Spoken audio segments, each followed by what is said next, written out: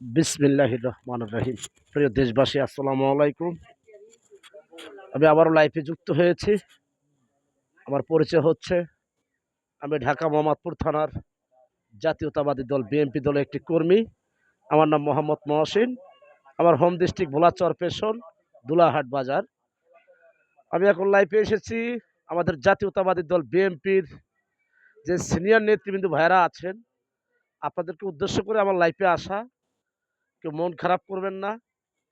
এবং আমাদের জাতীয়তাবাদী দল বিএনপি দলের চেয়ারম্যান জনাব তারেক রহমান সাহেব, যে আমাদের সিনিয়র পার্সন যে লিডাররা আছেন, আপনাদের সকল ভাইদেরকে তো আর মনোনয়ন দেওয়া সম্ভব নয়।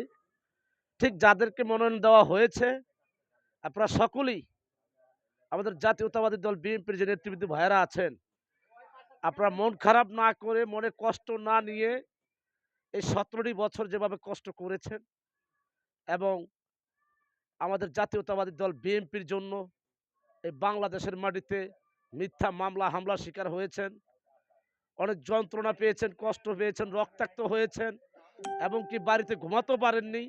আমি সেই নেতৃবৃন্দ ভাইদেরকে আমি রেসপেক্ট করি, যারা আমাদের শহীদ রাষ্ট্রপতি জিয়া রহমান সাহেবের আদর্শ বুকে ধারণ করে জাতীয়তাবাদী দল বিএনপিকে ভালোবেসে এ পর্যন্ত অনেক অত্যাচার সহ্য করেছেন। আপনারা সকলেই মনে কোনো কষ্ট রাখবেন না।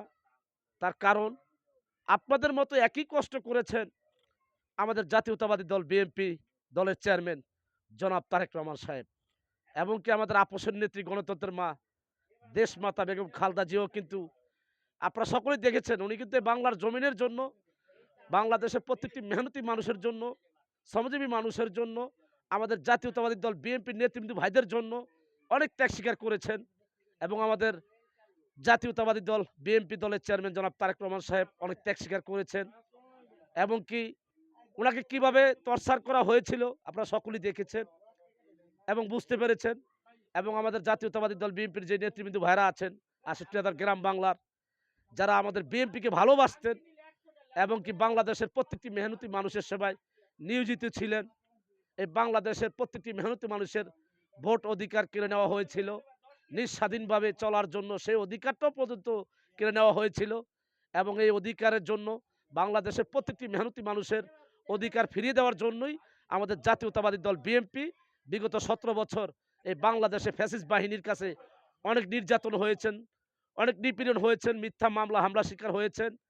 তবে আজকে আপনাদেরকে বলতে চাই, আমাদের জাতীয়তাবাদী দল বিএনপি যে নেতৃবৃন্দ ভাইরা আছেন, সিনিয়র পার্সন যে লিডাররা আছেন, আপনার কোনো ভাইয়েরাই ইনশাল্লাহ মনে কষ্ট রাখবেন না। তার কারণ, আমাদের জাতীয়তাবাদী দল বিএনপি দলের চেয়ারম্যান উনি মনোনয়ন দিয়েছে ভেবে চিনতে, ওনার মেধা খাটিয়ে দিয়েছে।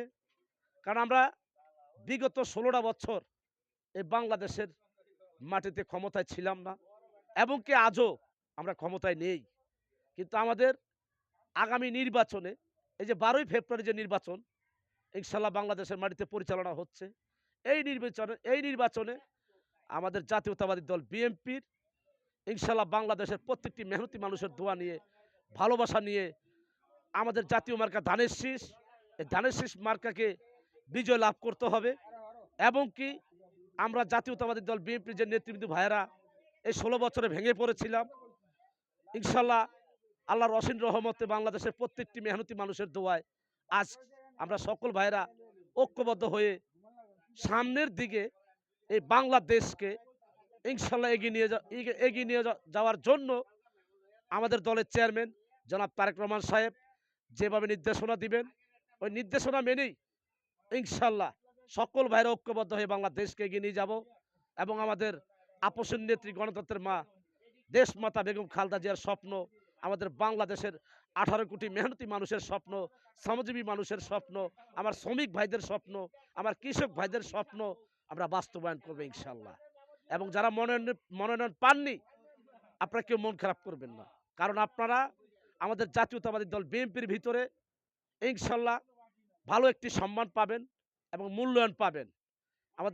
আমাদের দলের চেয়ারম্যান জনাব তারেক রহমান সাহেব যখন ইনশাল্লাহ বাংলাদেশের মাটিতে পাও রেখেছেন, আমাদের দুর্দিনের কাণ্ডারি লড়াকু সৈনিক, বিপ্লবী সৈনিক, শহীদ রাষ্ট্রপতি জিয়া রহমান সাহেবের আদর্শ ধারণ করা সৈনিক, আমরা কোনো ভাইরাই হতাশ হবেন না, নিরাশ হবেন না। তার কারণ আমাদের চেয়ারম্যান সাহেব জানে আমাদের জাতীয়তাবাদী দল বিএনপির জন্য কারা কষ্ট করেছে, মানে কারা শ্রম দিয়েছে, নির্যাতন হয়েছে, নিপীড়ন হয়েছে, রক্তাক্ত হয়েছেন, মিথ্যা মামলা হামলা শিকার হয়েছেন। আমাদের চেয়ারম্যান সাহেব জানে, উনি সবই মাথায় রেখেছেন। আমাদের চেয়ারম্যান সাহেবকে কেউ ভুল বুঝবেন না। এবং আমাদের জাতীয়তাবাদী দল বিএনপির দলের চেয়ারম্যান জনাব তারেক রহমান সাহেব যেটা ভালো মনে করে, আপনারা সকল ভাইরা ঐক্যবদ্ধ হয়ে সেটা মেনে নিয়ে ইনশাল্লাহ বাংলাদেশে এই 12 ফেব্রুয়ারি নির্বাচনে আমাদের বাংলাদেশের প্রত্যেকটি মেহনতি মানুষের দোয়া নিয়ে, ভালোবাসা নিয়ে আমাদের জাতীয় মার্কা ধানের শীষ, এই ধানের শীষ মার্কাকে বিজয় লাভ করে ইনশাল্লাহ বাংলাদেশকে এগিয়ে নিয়ে যাবেন। এটাই আপনাদের প্রতি আমার আহ্বান। এ বলে আমি আমার বক্তব্য শেষ করলাম। জাতীয়তাবাদী দল বিএনপি জিন্দাবাদ। শহীদ রাষ্ট্রপতি জিয়া রহমান সাহেব অমর হোক। আমাদের জাতীয়তাবাদী দল বিএনপির আপসীন নেত্রী, গণতন্ত্রের মা, দেশমাতা, বিপ্লবী নেত্রী, জনতার নেত্রী, তিনবারের প্রধানমন্ত্রী বেগম খালেদা জিয়া অমর হোক। আমাদের জাতীয়তাবাদী দল বিএনপি দলের চেয়ারম্যান জনাব তারেক রহমান সাহেব জিন্দাবাদ। আমাদের বাংলাদেশের আইন শৃঙ্খলা বাহিনী যে মেধাবী গর্জিয়াস অফিসার ভাইরা আছেন, এবং কি আমাদের উপদেষ্টা মণ্ডলী ভাইরা, আমার ছাত্র ভাইরা, স্টুডেন্ট ভাইরা, সমন্বয়ক ভাইরা, আমাদের বাংলাদেশের শ্রমজীবী মানুষ, মেহনতি মানুষ, আমার শ্রমিক ভাইরা, কৃষক ভাইরা, এবং কি আমাদের জাতীয়তাবাদী দল বিএনপির সকল নেতৃবৃন্দ ভাইরা, আমার সিনিয়র পার্সন যে লিডাররা আছেন, আপনারা সকলেই জিন্দাবাদ। সকলেই ভালো থাকবেন। আমাদের দলের চেয়ারম্যান জনাব তারেক রহমান সাহেবের পাশে থাকবেন, ওনার হাতকে শক্তিশালী করবেন, এবং আমাদের জাতীয়তাবাদী দল বিএনপির সম্মান আপনারা সকল ভাইরা ঐক্যবদ্ধ হয়ে এই বাংলাদেশের মাটিতে উজ্জ্বল রাখবেন। আমাদের বিএনপি সম্মানটা রক্ষা করবেন।